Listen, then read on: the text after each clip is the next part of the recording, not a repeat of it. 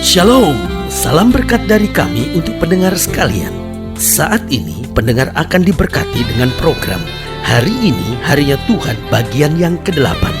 Sebuah program rohani tentang doktrin Alkitab yang menolong kita untuk semakin tertanam dalam kebenaran firman dan bertumbuh dalam kemuliaan. Bersama hambanya, Pendeta Gilbert Lumendo, STH. Banyak orang merasa doktrin Alkitab sebagai sesuatu yang membingungkan. Tetapi tahukah saudara bahwa doktrin Alkitab intinya adalah memahami Alkitab dengan benar, dengan pemahaman yang sistematis, sehingga kita terus dapat tertanam di dalam kebenaran firman, sehingga kita terus bertumbuh di dalam kemuliaan Allah. Buka hati saudara sekalian untuk menerima berkat-berkat firman-Nya hari ini. Hidup ini bukan soal berapa lamanya kita hidup. Hidup ini bukan soal berapa banyak yang kita miliki selama kita hidup. Tapi hidup ini jauh lebih bermakna daripada sekedar panjang dan memiliki sesuatu. Kita ingat jika ada seorang yang berulang tahun akan dinyanyikan lagu panjang umurnya, panjang umurnya. Dan kita berharap bahwa setiap orang panjang umur itu baik. Setiap orang panjang umur memiliki banyak berkat itu baik. Tapi saudaraku yang kasih dalam Tuhan, hidup bukan sekedar panjangnya, bukan sekedar apa yang dimiliki, tapi hidup soal bagaimana kita mengisi kehidupan itu sendiri, bagaimana kita memberi arti bagi kehidupan itu, bagaimana kita memberi makna dalam kehidupan itu, dan akhirnya hidup kita berarti bagi orang lain. Itu jauh lebih penting daripada sekedar saya hidup umur panjang. Itu baik, sangat baik. Setiap kita pasti mendambakan umur panjang. Tapi saudaraku yang kasih dalam Tuhan, jika dalam umur panjang kita hanya menjadi batu sandungan, kita hanya mendatangkan sengsara, hanya mendatangkan penderitaan buat orang lain, maka saya beri nama itu hidup yang sama sekali tidak bermakna. Karena itu hidup ini akan sangat bermakna jika kita mengenal Allah dengan betul. Sebab jika kita mengenal Allah dengan betul, kita menerima Kristus sebagai Tuhan dan Juru Selamat dalam hidup kita, maka hidup kita menjadi bermakna, menjadi berarti. Kenapa? Karena kita mengerti ada Kristus yang mau mati buat kita, menebus dosa kita. Bukan karena kita baik, bukan karena kita sempurna, tapi justru karena kita no hope, kita nggak ada pengharapan. Kristus mati buat kita, menebus kita, mengangkat kita, menjadikan kita anak-anaknya. Lalu pertanyaan kita, kalau Kristus mau menebus kita di tengah kegagalan, kekurangan kita, kenapa kita nggak mau bangkit dan jadi berkat dimanapun kita berada? Itu sebabnya selalu saya bilang, hidup yang berarti waktu kita berjumpa dengan Allah, kita menjadikan Kristus sebagai Tuhan dan Raja dalam hidup kita, dan kita berjalan dari kemenangan lepas pada kemenangan untuk masuk dalam kemuliaan yang kekal. Haleluya. Selamat datang dalam program kita Hari Ini Harinya Tuhan, sebuah program rohani yang mengingatkan kembali kepada kita betapa pentingnya kita menjadikan firman Tuhan sebagai dasar keseharian hidup kita.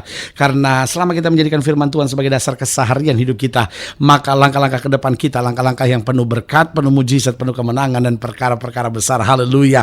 Dan program ini adalah program yang membahas tentang hidup yang tidak mengenal Allah. Nah, saudaraku yang kasih dalam Tuhan, orang bisa saja memiliki banyak dalam hidupnya. Orang bisa saja dipuji, dihormati dimanapun dia berada karena kekayaannya, karena prestasinya. Tapi saudaraku yang kasih dalam Tuhan, hidup yang tidak mengenal Allah adalah hidup yang kosong, hidup yang hampa. Dia bisa tertawa, tapi tertawanya tanpa makna. Tertawanya hanya tertawa sesaat. Kenapa? Karena kesenangan-kesenangan dunia selalu sifatnya sementara. Tetapi orang-orang yang mengenal Allah dengan betul, saudaraku yang kasih dalam Tuhan, tantangan, masalah bisa terjadi dalam hidupnya, tetapi sukacita yang di dalamnya karena kepastian bahwa Tuhan tidak pernah meninggalkan, kepastian bahwa Tuhan tidak pernah memberikan pencobaan lebih daripada kemampuan anak-anaknya, kepastian bahwa Tuhan akan turut bekerja untuk mendatangkan kebaikan bagi setiap orang yang mengasihi Dia. Itu akan mendatangkan sukacita, mendatangkan damai sejahtera, mendatangkan makna yang spesial dalam kehidupan itu sendiri. Haleluya.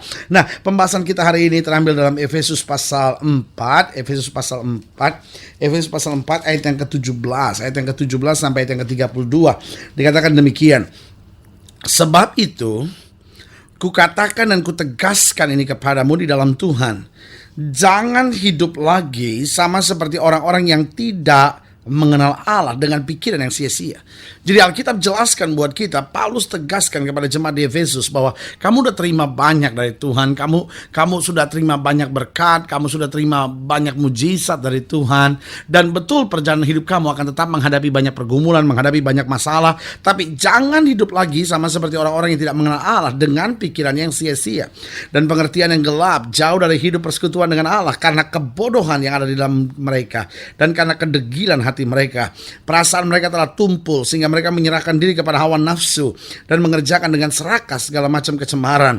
Tetapi kamu bukan demikian. Kamu telah belajar mengenal Kristus karena kamu telah mendengar tentang Dia dan menerima pengajaran di dalam Dia menurut kebenaran yang nyata dalam Yesus, yaitu bahwa kamu berhubung dengan kehidupan kamu yang dahulu harus menanggalkan manusia lama yang menemui kebinasaannya oleh nafsunya menyesatkan, supaya kamu dibaharui di dalam roh dan pikiranmu dan mengenakan manusia baru yang telah diciptakan menurut kehendak Allah di dalam kebenaran dan kekudusan yang sesungguhnya. Karena itu buanglah dusta dan berkatalah benar seorang kepada yang lain, karena kita adalah sesama anggota.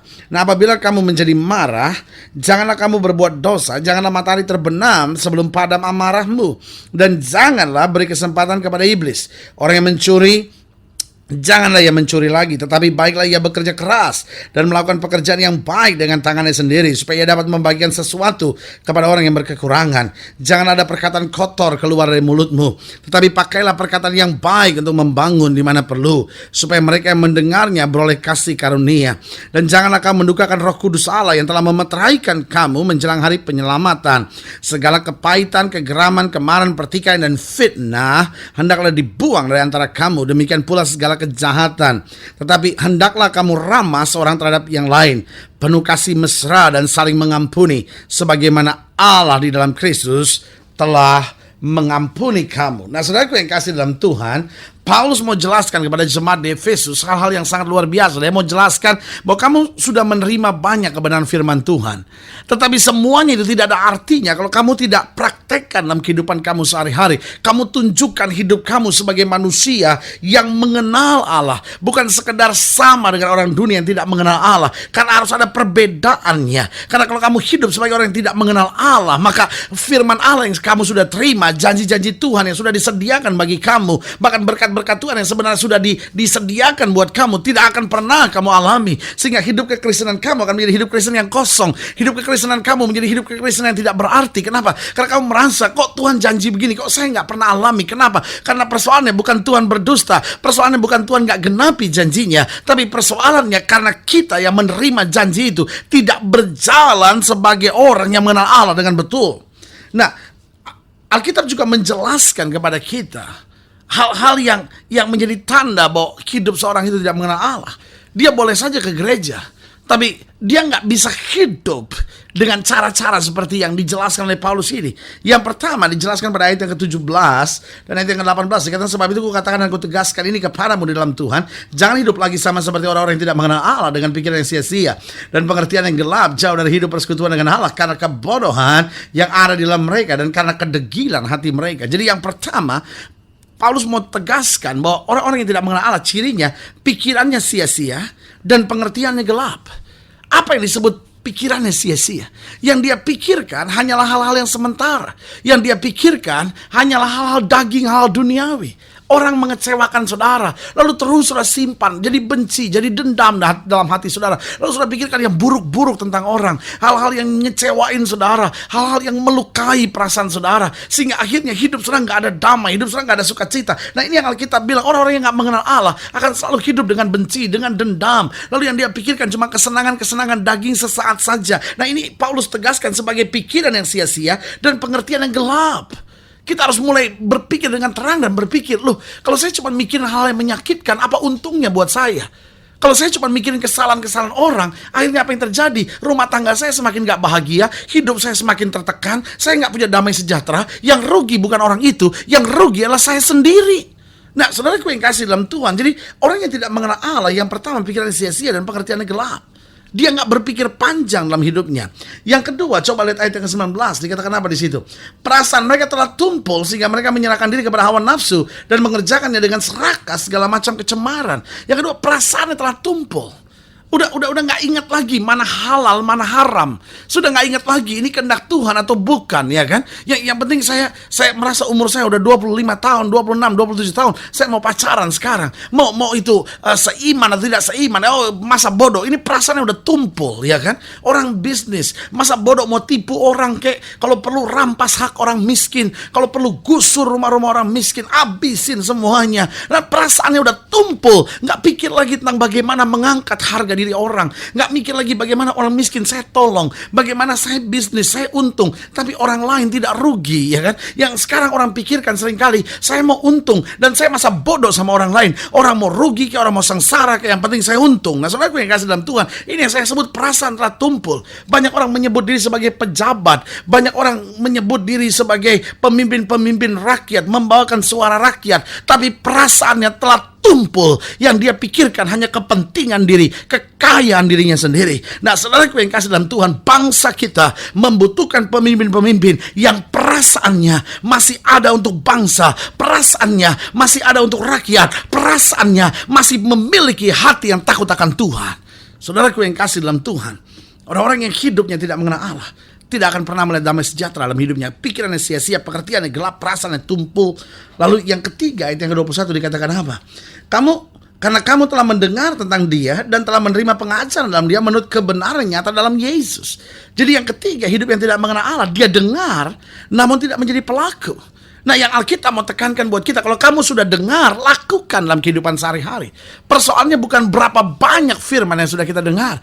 Persoalannya bagaimana firman yang telah kita dengar, kita praktekkan dalam hidup sehari-hari. Alkitab berkata, iman tanpa perbuatan pada hakikatnya mati. Alkitab berkata, kamu telah mendengar firman, baiklah kamu sekalian menjadi pelaku-pelaku firman dalam kehidupan sehari-hari. Jadi hari Minggu kita dengar firman, Senin sampai Sabtu, itu hari praktek untuk firman Tuhan. Ya kan? Nah, kalau kita dengar, kita praktekkan, di situ kekuatan iman kita terjadi. Dan yang keempat, yang terakhir, coba lihat ayat yang ke-22 dikatakan apa di situ? Yaitu bahwa kamu berhubung dengan kehidupan kamu yang dahulu harus menanggalkan manusia lama yang menemui kebinasaan oleh nafsunya menyesatkan. Berarti yang keempat, orang yang hidupnya tidak mengenal Allah, yaitu tidak menanggalkan manusia lama. Artinya apa? Dia udah dengar firman, tapi masih mau hidup dengan cara-cara manusia lamanya. Nah, hidup Kristen yang sejati, hidup yang mengenal Allah. Yang pertama, pikirannya adalah pikiran Kristus. Yang kedua, perasaannya peka akan Tuhan. Yang ketiga, dia dengar firman dan menjadi pelaku firman. Dan yang keempat, dia menanggalkan manusia lama, mengenakan manusia baru. Sehingga dia berani berkata, hidupku bukannya aku lagi, tapi Kristus yang hidup di dalam aku. Haleluya. Saudara yang kasih dalam Tuhan, jika saudara ingin dilayani lebih jauh, hubungi kami melalui telepon, hubungi kami melalui surat, kunjungi website kami, karena kami ada untuk membawa Bapak Ibu Saudara senantiasa lebih dekat pada Tuhan dan mengalami kasih kuasa mujizat yang luar biasa. Haleluya. Melalui program ini secara khusus juga saat ini saya mau berdoa untuk setiap pendengar sekalian. Saudara-saudara ingin didoakan, boleh taruh tangan kanan saudara di dada. Mungkin kau sakit, mungkin kau sedang berbeban berat, mungkin kau berkata, iya ya saya orang Kristen, tapi hidup saya seperti orang yang tidak mengenal Allah. Hidup kekristenan saya nggak ada ubahnya, seperti orang dunia. Lalu hari ini saya dengar firman Tuhan, saya tahu Tuhan bicara secara khusus buat saya. Sudah boleh taruh tangan kanan saudara di dada juga, dan saya mau doa buat saudara. Bapa, dalam nama Yesus, hamba doa buat setiap pendengar sekalian, hamba doa buat yang sakit, hamba doa buat yang berbeban berat, hamba doa untuk setiap mereka yang menghadapi masa-masa yang sukar. Karena hamba percaya bahwa bagi Allah tidak ada perkara yang mustahil. Bapak, hamba berdoa di dalam nama Yesus, Tuhan jamah, Tuhan kerjakan mujizat. Jadikan kami orang-orang yang mengenal Allah dengan memiliki pikiran Kristus, perasaan yang peka, mendengar dan menjadi pelaku firman, menanggalkan manusia lama dan mengenakan manusia baru di dalam Kristus. Di dalam nama Yesus kami berdoa. Haleluya. Amin. Saudara gue yang kasih dalam Tuhan, kita sudah berdoa. Ingat, Allah tidak pernah lalai menepati janjinya. Inilah saatnya buat kita untuk bangkit, bersemangat, bersukacita dalam menghadapi segala perkara, karena kita tahu Yesus tidak pernah gagal buat setiap orang yang mengasihinya. Doa saya menyertai saudara. Sampai berjumpa pada program berikut, dan jangan lupa jadikan hari ini harinya Tuhan. Haleluya.